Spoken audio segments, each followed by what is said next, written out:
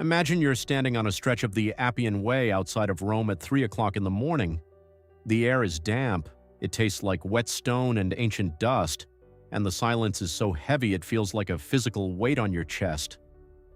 Beneath your boots are octagonal blocks of volcanic rock, fitted together so tightly you couldn't slide a credit card between them. You look down and realize this road hasn't moved an inch while empires fell, religions vanished, and the very climate of the planet shifted. This isn't just a path for marching soldiers, it's a ritual of permanence. It's a promise kept for 2,000 years. But then you fly back to the States. You're sitting in the back of a plastic-smelling Uber, crawling through a 6-lane highway in a suburb that feels like a tired algorithm designed it. The asphalt is cracked, weeping oily water through potholes that have been on the schedule for 3 years. The strip mall to your right looks like it was built to expire in 20 weeks, a hollow shell of drywall and cheap stucco. You feel a sense of empty noise, a reloading of yesterday's chaos, and you wonder, why does the ancient world feel more bulletproof than the one I live in? What Roman road networks reveal is that modern cities are failing because we've replaced disciplined legacy with randomness and quick dopamine hits. We stopped building inner fortresses for our communities and started tranquilizing ourselves with the trivial. The Roman engineer didn't wait for perfect inspiration. He was addicted to execution. When he looked at a swamp or a forest, he didn't see a problem. He saw the training ground for his destiny. He dug down until he hit pavement, the solid, unshakable earth. He layered stones, sand, and concrete with a brutal self-awareness of what the weather would do to a weak foundation. He knew that if he couldn't manage the small order of a single mile of road, he would never manage the destiny of an empire.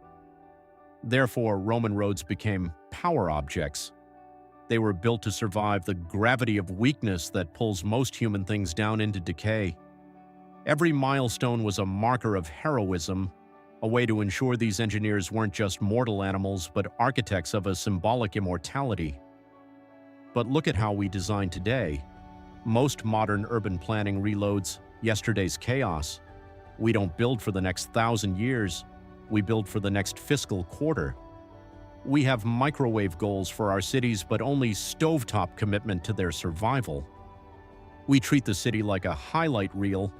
It looks great in a computer rendering to get the project approved, but the raw version is falling apart before the ribbon is even cut. In storytelling, we call this the domino effect. One design choice leads to a question, which leads to a crisis. The first domino we tipped was designing cities for cars rather than humans.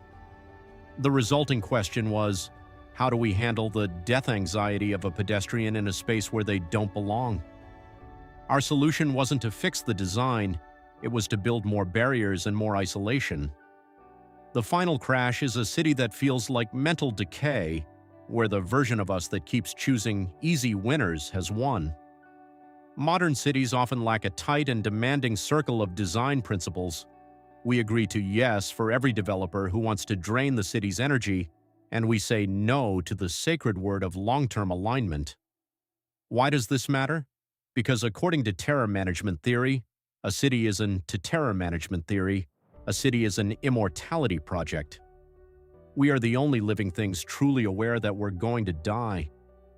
To buffer that terror, we build symbolic systems that outlive us. We create meaning, therefore we survive. The Romans understood this in their bones. Their roads were a defiant creation of meaning.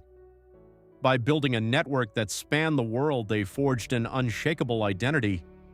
But modern cities are suffering from a failure of heroism. We've tranquilized ourselves with the trivial, focusing on the noise of the algorithm, the new stadium or the trendy park, while the foundation of our infrastructure is a mental software full of bugs we refuse to debug. Think about your morning commute. You wake up and grab your phone and you've already lost. You surrender your focus to the noise before you even take a breath. You get in your car and face the terror of death on a bridge designed with a procrastination wearing a nice outfit philosophy.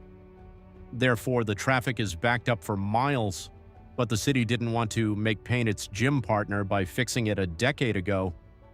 Therefore, you sit in boredom, reaching for your phone for a dopamine hit because you can't handle 5 minutes of silence. But your attention span is already fried. Therefore, you feel empty before breakfast. This is the dance of conflict in a misdesigned city. We've built environments that mirror our internal chaos. How do we fix it? We have to leave.